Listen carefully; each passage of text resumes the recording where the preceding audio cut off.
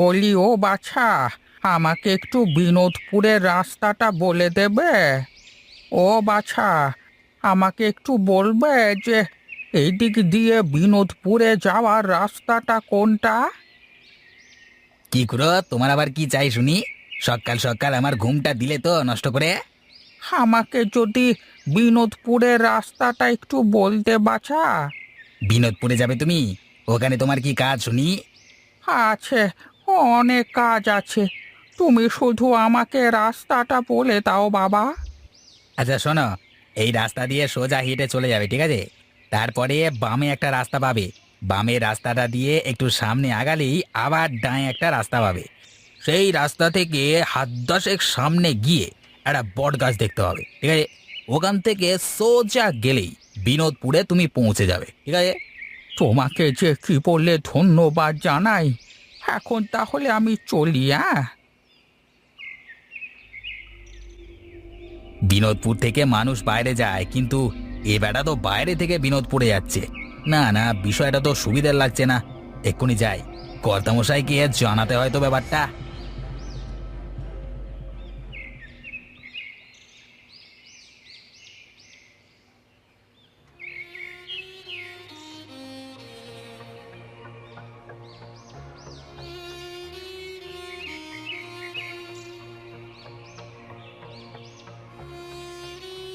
কে গো তুমি? আগে তো তোমাকে এ গায়ে কখনো দেখিনি। আমি এক অসহায় মানুষ বাবা। আগে তো এ গায়েরই মানুষ ছিলাম, কিন্তু এখন ঘর বাড়ি বলতে কিছুই নেই। তাই তো আবার এখানেই ফিরে আসলাম। কি বলছেন কি? আপনি বিনোদপুরের মানুষ ছিলেন? হ্যাঁ রে বাছা, এখনকার বিনোদপুর আর আগের সেই বিনোদপুরের মধ্যে যে আকাশ পাতাল পার্থক্য, কোনো মিল নেই। বেশ, এখন বলো, তুমি তাহলে থাকবে কোথায় এখানে? কোথাও একটু জায়গা করে নিতে হবে। ভিটে তো মনে হয় ঘরটাও নেই। বেশ তো, তাহলে চলো আমরা বাড়িতে যাই। তোমার বাড়ি ঠিকঠাক না হওয়া পর্যন্ত তুমি আমাদের বাড়িতে থাকবে। ঠিক আছে বাছা, তবে চলো, তাই হোক।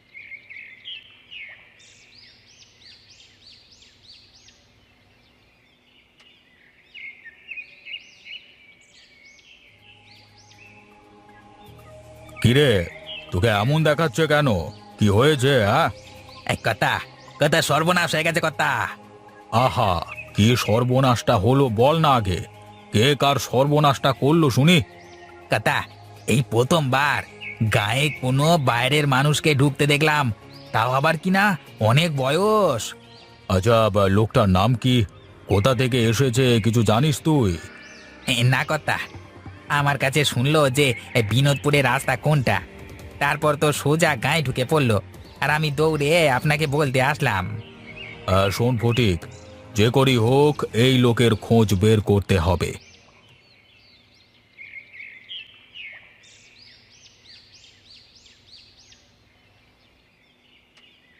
আরে, এটা আমাদের গোকুলের বাড়ি না?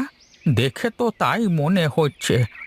ও পাশে তো দেখি সেই তেঁতুল গাছটাও আছে। কে আপনি? আর কার নাম নিলেন মুখে? গোকুল?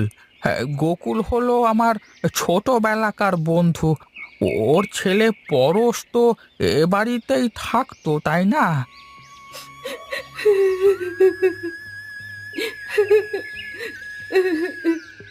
গোকুল হলো আমার শ্বশুর মশাই, আর আমি পরশের ধরমপত্নী। ও, তাই বলো। আমার কি সৌভাগ্য! এতদিন পরে গায়ে ফিরে এসে তোমাদের দেখবো, তা তো বিশ্বাসই করতে পারছি না। আমি আসতে চাইনি রে মা, কিন্তু কি করব বল। এ গায়ে জন্ম নিয়েছি, আর এই গায়ে মৃত্যু না হলে যে মরেও শান্তি পাবো না। কিন্তু এখানে থাকলে তো এমনিতেই মারা যেতে হবে। আমাকে নিয়ে তোমাদের চিন্তা করতে হবে না।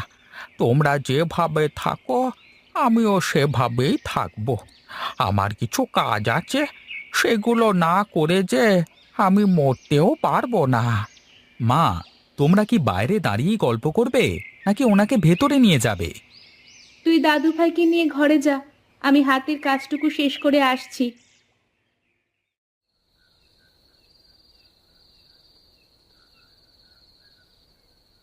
সত্যি করে বলছিস তো ওই লোকটা গায়ের ভেতরই ঢুকেছে? কথা, এই ফটিক কখনো মিথ্যে কথা বলে না, সেটা আপনি খুব ভালো করেই জানেন। আর আপনার কাছে তো মিথ্যে কথা বলতেই পারি না আমি। এতটা পথ হেঁটে আসলাম, কই কোথাও তো চোখে পড়লো না। আর তাছাড়া গায়ের মানুষের এত সাহস নেই যে বাইরের কাউকে আশ্রয় দেবে। আমার মনে হয় কথা কোথাও হয়তো লুকিয়ে আছে, তা না হয় চলে গেছে। না না, তা কি করে হয়? তুই তো বললি বেচারা বৃদ্ধ, তাহলে এত তাড়াতাড়ি কোথায় চলে যাবে? ভালো করে খুঁজতে হবে।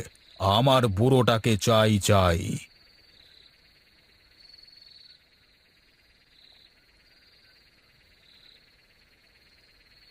আচ্ছা বাবু, এই পুকুরে কি এমন আছে যে যার কারণে আপনি এই পুকুরে কাউকে আসতে দেন না, কাউকে একাই থাকতে দেন না? তোকে এসব কথা শুনতে হবে না, চল তুই আমার সাথে।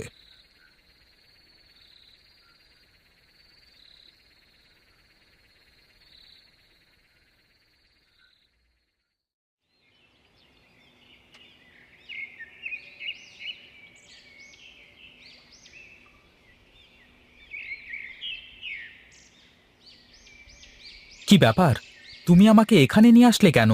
তুমি জানো এই পুকুরটা কার? না তো, তুমি বলো দেখি পুকুরটা কার? প্রতাপবাবুর পুকুর এটা। অভিশপ্ত এই পুকুরের জন্যই তো গাঁয়ের এই অবস্থা। এই পুকুর অভিশপ্ত পুকুর না, আর এটা প্রতাপের পুকুরও না। তাহলে কি বলো তুমি এসব? হ্যাঁ রে, এই পুকুরের আসল মালিক আমি। আজ থেকে 20 বছর আগে এই গাঁ ছেড়ে চলে যাই আমরা। কিন্তু কেন? আর এই পুকুর যদি তোমাদের হয়, তাহলে তুমি কেমন করে পারলে এই পুরো গাঁয়ের মানুষগুলোকে শেষ করে দিতে? সে এক লম্বা কাহিনী, চল আমি তোকে বাড়ি যেয়ে সব বলবো। ও আচ্ছা, তাহলে এই ব্যাপার। ঠিক আছে, কর্তামশাইকে বিষয়টা এক্ষুনি জানাতে হয়।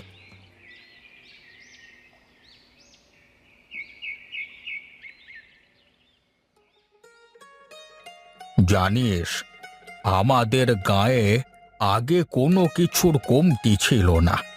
গোলা ভরা ধান, মাঠ ভরা ফসল, গোয়াল ভরা গরু, পুকুর ভর্তি মাছ, গায়ের আবাল বৃদ্ধ বনিতা সবাই এক উৎসবে মেতে থাকতো সব সময়। তাহলে আজকে গায়ের এরকম পরিবেশ হওয়ার কারণটা কি? আমাদের গায়ে তো কোনো নদী নেই, এই একটাই মাত্র পুকুর। জমির চাষ থেকে শুরু করে বাড়ির মহিলাদের সকল কাজ হতো এই পুকুরের পানি দিয়েই। হঠাৎ করেই পুকুরের পানি কমতে শুরু করে। ধীরে ধীরে পুকুরের সব পানি শুকিয়ে যায়। গায়ের মানুষের মধ্যে হাহাকার দেখা দেয়। তারপর কি হলো? বাবার আদেশে প্রতাপকে পুকুর খননের কাজ দেওয়া হলো। গায়ের সব মানুষ স্বেচ্ছায় পুকুর খননের কাজে লেগে গেল। কিন্তু প্রতাপের মনে তখন অন্য কিছু চলে। রাতের আঁধারে প্রতাপ গায়ের সেসব মানুষকে মেরে ফেলে যারা স্বেচ্ছায় পুকুর খননের কাজ করতে যায়। সবাইকে মেরে ফেলে? হ্যাঁ, সবাইকে মেরে ফেলে। বাকিরা ভয়ে আর কেউ পুকুরের দিকে যেতে চায়নি। সবাই ভেবেছে হয়তো পুকুরটাই অভিশপ্ত, কিন্তু এর পেছনের ঘটনাটা না কেউ জেনেছে, না কেউ জানবার চেষ্টা করেছে। এত বড় সত্য তুমি কেন লুকিয়ে রেখেছিলে এতদিন? ভয়ে ভয়ে। কিন্তু এখন আর আমার কোনো ভয় নেই। ওই শয়তান প্রতাপের হাতে মরবার ভয় করবার থেকে ওর প্রতিবাদ করে মরলেও শান্তি পাবো। তোমাকে আর কিছুই বলতে হবে না দাদু, এখন যা করবার আমি করব, তুমি শুধু দেখো।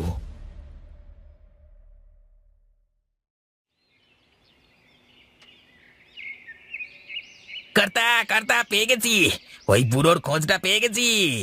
কি বলছিস রে? কোথায় পেলি? কর্তা, আমি মহেশ আর বুড়োকে ওই পুকুর পাড়ে দাঁড়িয়ে কথা বলতে দেখেছি। আর হ্যাঁ, ওই পুকুরটা নাকি ওই বুড়োরই। বুড়োর নাম কি? কোথা থেকে এসেছে কিছু জানতে পেরেছিস? না, এ দূরে দাঁড়িয়ে কি এত কিছু জানা যায় নাকি? তবে মহেশকে ধরলে সব কিছু জানা যাবে। হ্যাঁ, কিন্তু সাবধানে। কোনো রকম গরমিল হলে কিন্তু ফেঁসে যাব একদম। তখন আর কেঁদেও কোনো লাভ হবে না। তুমি কোনো চিন্তা করো না দাদু, সব ঠিক হয়ে যাবে। তুমি যদি আরও কিছুদিন আগে আসতে, তাহলে হয়তো এতদিন গাঁয়ের সব লোক আবার গাঁয়ে ফিরে আসতো। আমি এতদিন আসবার সাহস পাইনি রে দাদু ভাই, কিন্তু এখন আমার আর কোনো ভয় নেই।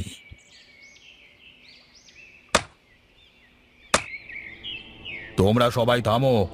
তোমরা কি জানো না, এই অভিশপ্ত পুকুর খনন করলে তোমরা কেউ বাঁচবে না? কে বলেছে এটা অভিশপ্ত পুকুর? আর হ্যাঁ, এটা যদি অভিশপ্ত হয় তাহলে সেটা তোমার জন্য, প্রতাপবাবু। এই মহেশের বাচ্চা, মুখ সামলে কথা বল। বড়দের সাথে কি করে কথা বলতে হয় তুই ভুলে গেছিস? আমি ভুলিনি দাদা, তুমি ভুলে গেছো। তুমি বোধহয় জানো না, তোমার বাবা এই পুকুর খনন করতে গিয়ে মরেনি, তাকে মারা হয়েছে।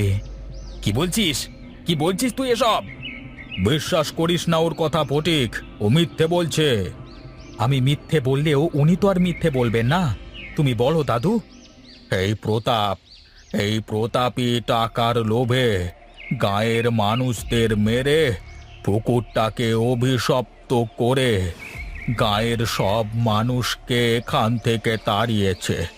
আর হ্যাঁ, তোমার বাবাকেও এই প্রতাপী মেরেছে। শুধু তাই নয়, গাঁয়ের ওই সব মানুষকে নিজের হাতে খুন করেছে এই প্রতাপ।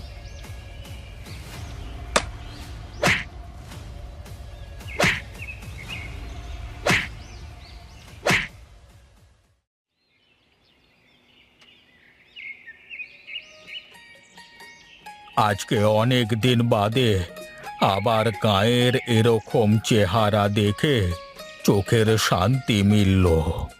আমাদের গ্রামটা আবার আগের মতো হয়ে যাবে দাদু। আবার গায়ের মানুষের গোলা ভরা ধান হবে, গোয়াল ভরা গরু হবে, পুকুর ভরা মাছ হবে। হ্যাঁ রে মহেশ, এখন তো তাহলে পুকুরে মাছ দিতে হবে। এত বড় পুকুরে সে তো অনেক মাছ দরকার।